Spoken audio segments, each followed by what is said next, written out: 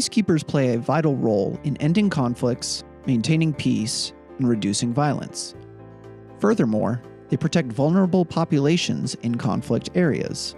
However, a power imbalance inevitably develops between peacekeepers and the people they've sworn to protect. Peacekeepers have access to critical resources that include money, food, and water. Additionally, they can move freely and exercise force in cases of self-defense. Most peacekeepers use their power to do good. However, some have abused their positions. While allegations of abuse have seen a downward trend lately, recent high-profile cases have called into question the legitimacy of UN peacekeepers to conduct peace operations. Examples of abuse include, but are not limited to, the following: sexual exploitation and abuse, or SEA. Unknowingly engaging in or encouraging organized crime that can involve human trafficking. Abandoning children they fathered. And deserting women who were promised marriage or other benefits in exchange for a sexual relationship. The importance of ethics in peace operations cannot be understated.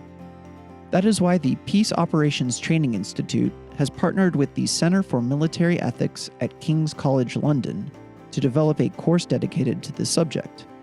The Institute's Ethics in Peace Operations covers a variety of topics in 8 lessons that you can read at your own pace. Lesson 1 covers standards of behavior for service and field missions, the history behind the UN Code of Conduct, and the consequences of breaking UN rules. The UN holds its peacekeepers to the highest standards of conduct and published the 10 Rules Code of Personal Conduct for Blue Helmets in 1999. These crucial guidelines outline the appropriate behavior for peacekeepers. Any violations will result in internal disciplinary action and, in some cases, criminal proceedings. The rules governing ethics in peace operations are not limited to the UN Code of Conduct. For example, you will learn in Lesson 2 how to navigate the cultural differences between you and your fellow peacekeepers, and between you and the members of the host nation. Cultural differences can range from religious practices to eating habits. Practicing cultural awareness helps peacekeepers better engage with host nation civilians and avoid forming biased prejudices against people from differing backgrounds. Peacekeepers also need to understand how gender impacts a person's experience during an armed conflict. In Lesson 3, you will read about how women and girls become especially vulnerable to conflict-related sexual violence and human trafficking. You will also learn about the push to incorporate gender analysis into military operations planning to uncover gender roles and power structures within a given society or context. Looking at the entire population, recognizing their specific needs and contributions, and providing a comprehensive response enhance operational environment understanding. In 2000, the UN adopted Resolution 1325 on women, peace, and security in recognition of the disproportionate impact armed conflicts have on women and girls. This resolution, with its 4 pillars of prevention, participation, protection, and peace-building and recovery, has galvanized worldwide efforts to address the challenges women face in conflicts. The topic of sexual exploitation and abuse has become a focal point in peace operations. For example, a 2015 report from the Office of Internal Oversight found several cases of peacekeepers exchanging access to basic needs for sex in Haiti, the Democratic Republic of the Congo, Liberia, Sudan, and South Sudan. Lesson 4 delves into the impacts of SEA and conflict-related sexual violence on peace operations. Additionally, the lesson covers prohibited behavior, such as paying for sex, and the Department of Peace Operations directives and responses to allegations of SEA.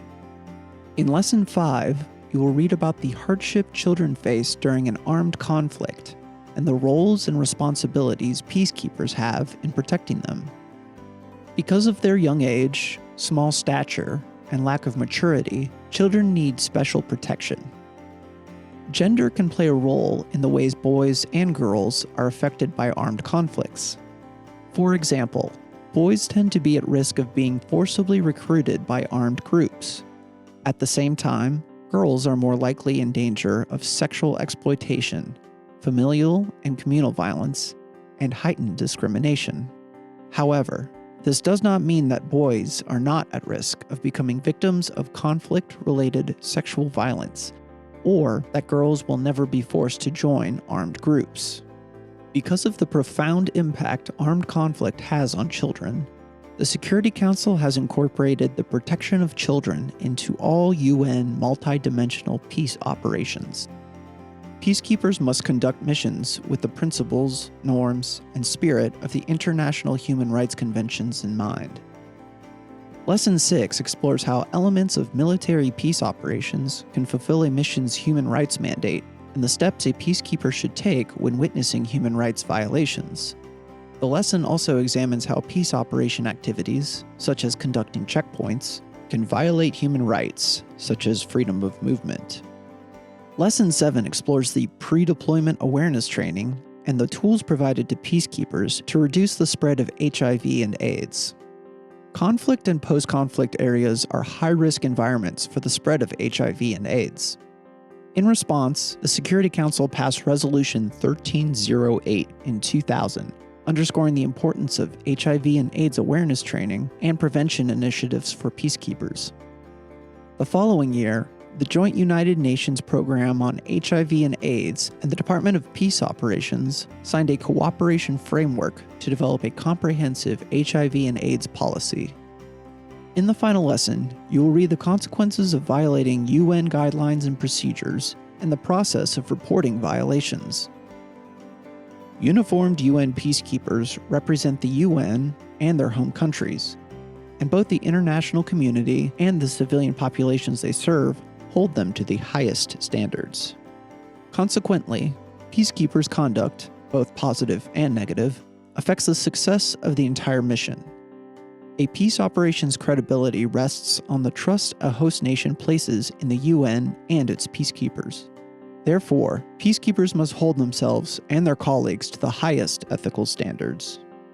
The Institute has partnered with the King's College London Centre for Military Ethics to provide you with a comprehensive look into the many ethical dimensions of peace operations.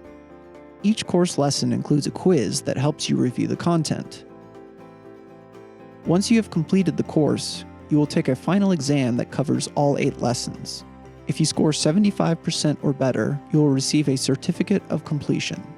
We thank you for your interest in ethics in peace operations.